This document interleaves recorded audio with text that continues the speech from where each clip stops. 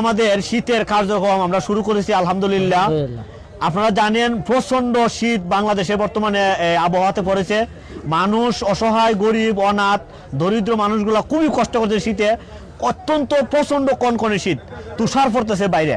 এখন আমরা দেখা যায় যে আমরা যারা বাড়িতে থাকি অনেক লেপ, কম্বল, তুষক আমাদের আছে। আমরা চাই যারা গরিব, অসহায়, দিনমজুর এবং রাস্তায় থাকে তাদেরকেও আমরা যেন একটা শীতের বস্ত্রের মাধ্যমে তাদেরকে আরাম দিতে পারি। কারণ শীত কষ্ট করা অত্যন্ত কষ্টের বিষয় এবং তা সহ্য করা অনেক মারাত্মক বিষয়। এই বিষয়কে সামনে রেখে আমাদের এই বছরের শীতের কার্যক্রম এবং শীত বস্ত্র বিতরণ আমরা ঘোষণা করলাম। আজকে থেকে আমাদের শুরু হয়েছে কার্যক্রম। সবাই আমরা আলহামদুলিল্লাহ বলি।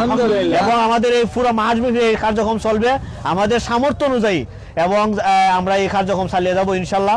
আল্লাহ পাক রব্বুল আলামিন আমাদের এই কার্যক্রমকে কবুল করুক এবং শীতে মানুষ যেন কিছুটা হলে আরাম পায় সেই ব্যবস্থা আল্লাহ পাক দয়া করিয়া দান করুক। আল্লাহ পাক আমাদের সকল এই বিষয়গুলোকে আল্লাহ পাক কবুল করুক। আমিন।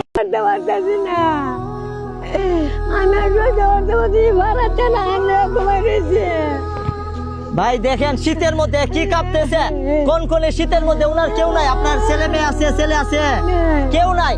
আমরা মানবিক টিম একটা কম্বল নিয়ে আসছি ওনাকে দেওয়ার জন্য। আলহামদুলিল্লাহ আমরা পরাই দিব ওনাকে। আল্লাহ রহমতে মনে হয় যে এই কম্বলটা পরাইলে ওনার শীত অন্তত এই কম্বল কে পরাইলে আপনার শীত মনে হয় মানবে। শীত মানবে তো আপনার নাকি?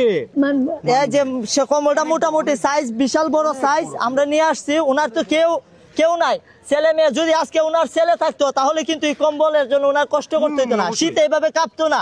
দেখেন কিভাবে কাঁপতেছে। বয়স মনে হয় 100 হয়ে যাবে, 100 বছর হয়ে যাবে, 100-র উপরে বয়স হবে। উনি কনকনে শীতের মধ্যে খুবই কষ্টে আছে। আমরা মানবিক টিম আজকে ওনাকে কম্বল উপহার দিছি। আপনার আশেপাশে প্রতিবেশী খোঁজ খবর নেন, দেখেন কে অসহায় আছে, কে গরিব আছে, কে শীতে কষ্ট করতেছে, তাদেরকে সামান্য উপহারটুকু আপনারা দেওয়ার চেষ্টা করবেন।